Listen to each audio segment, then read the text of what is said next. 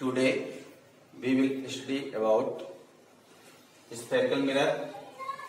Spherical mirror means गोलीय दर्पण. गोलीय दर्पण क्या होता है? जिसमें आप अपना चेहरा देखते हैं वो तो समतल दर्पण है. अगर उसी को गोल आकृति में काट दिया जाए तो वो एक गोलीय दर्पण होगा. Spherical mirror is a hollow part of a mirror which one side is coated with red oxide or silver and second surface is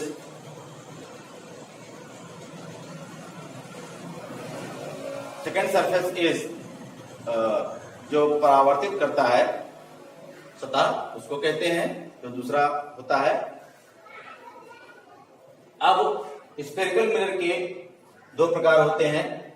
there are two types of spherical mirror, concave mirror and convex mirror.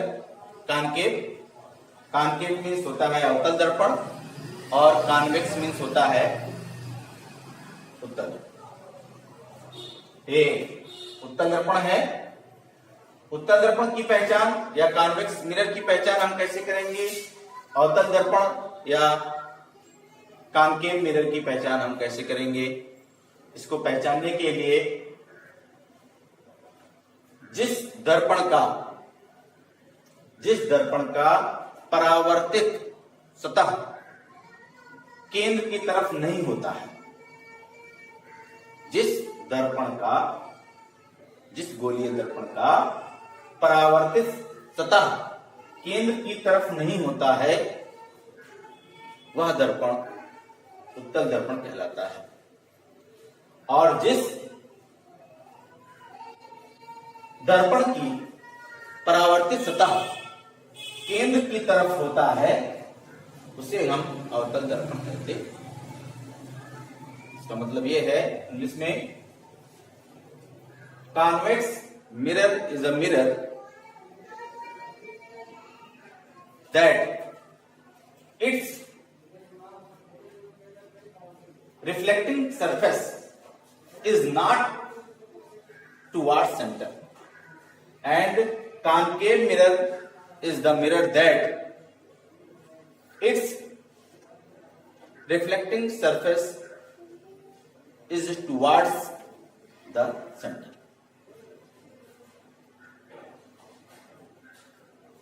Few definitions regarding spherical mirror. कुछ परिभाषाएं हैं जो गोलीय दर्पण से संबंधित हैं. इसके लिए मैंने ये फिगर बनाया हुआ है. ये अवतल दर्पण है. अवतल दर्पण पर मैंने एक अक्ष खींच दिया है. जो आप जानते हैं कि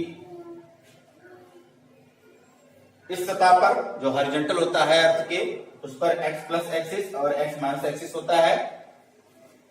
अब इस पर मैंने एक अक्ष खींचा हुआ है जो गोलीय दर्पण को अवतल दर्पण को P बिंदु से काटता है.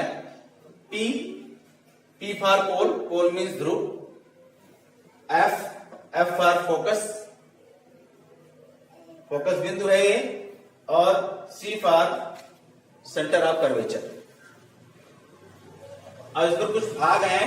M1 M2 ये एपर्चर है जिसे आप दर्पण का द्वारक कहते हैं. इसमें सबसे पहला पॉइंट है प्रिंसिपल फोकस. F को प्रिंसिपल फोकस कहा जाता है. It is a figure of concave mirror. You know about concave mirror. Its reflecting surface is toward the center. I draw an axis which pointed the concave mirror at the point P. F is focus point and C is center of curvature. The distance, pole, radius of curvature, center of curvature, focal length, ये कुछ परिभाषाएं हैं जिनको हम बारी बारी आपको बताएंगे स्टेप बाय स्टेप। सबसे पहला है प्रिंसिपल फोकस। प्रिंसिपल फोकस कैसे बनता है, कैसे होता है? जब कोई प्रकाश की किरण अक्ष के समांतर होकर जाती है तो दर्पण पर टकराने के पश्चात वह मुख्य फोकस से होकर के, ये नियम है, फिलहाल ये नियम फोकस बनने के बाद बना है, लेकिन जब ये प्रैक्टिकल किया गया, जब दर्पण की समांतर, अक्ष के समांतर जब प्रकाश की किरण डाली गई तो सारी किरणें एक ही बिंदु से जाती हुई प्रतीत हुई। जितनी भी किरणें थी वो सभी एक ही बिंदु पर आकर मिलती हैं। सारी किरणें, जितनी भी किरणें थी वो F पर आकर के मिल रही थी, इसलिए इस F पॉइंट को मुख्य फोकस कहा गया। When a ray of light parallel to the axis after the reflection, the ray goes from at the point. All of rays which are parallel to the axis goes from the point F. So we will call the point F is principal focus. Aperture M1, M2, the distance between M1 and M2 is called aperture. M1 M2 के बीच की दूरी जो है वही मुख्य द्वारा कहलाएगी।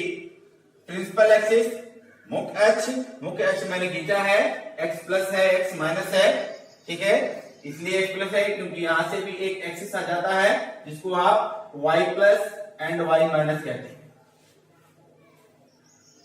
इसके बाद है पोल, ध्रुव। एक गोले में दो ध्रुव होते हैं। आपने देखा होगा ग्लोब को, जब ग्लोब का मॉडल जहां रखा होता है आपको दो एक्सिस दिखाई देंगे। उस एक्सिस पर ऐसे गोले का एक कटा हुआ भाग है, इसलिए इसका एक पोल यहां पर है, इसको ध्रुव कहेंगे। रेडियस ऑफ कर्वेचर C और P के बीच की दूरी को रेडियस ऑफ कर्वेचर कहते हैं। क्या कहते हैं? Radius of curvature. The distance between P and C, the distance between pole and centre of curvature is called radius of curvature, जिसको हम जो है R से डिनोट करते हैं। इसके बाद है C, it is the centre of curvature. Centre of a circle is called centre of curvature. जिस गोलीय दर्पण का यह भाग है उसका केंद्र ही अवतल दर्पण का वक्रता केंद्र कहलाता है। Focal length, the distance between P and F, the distance between pole and focus is called focal length. कहने का मतलब यह है कि ध्रुव से फोकस, मुख्य फोकस की दूरी को ही फोकस दूरी कहा जाता है, और यह फोकस दूरी वक्रता त्रिज्या का आधा होता है, मतलब F इक्वल टू R/2। ये हमारा एक फार्मूला है। फोकस दूरी वक्रता त्रिज्या की आधी होती है। आज के लिए बस इतना ही, आगे कल हम आपको पढ़ाएंगे। धन्यवाद।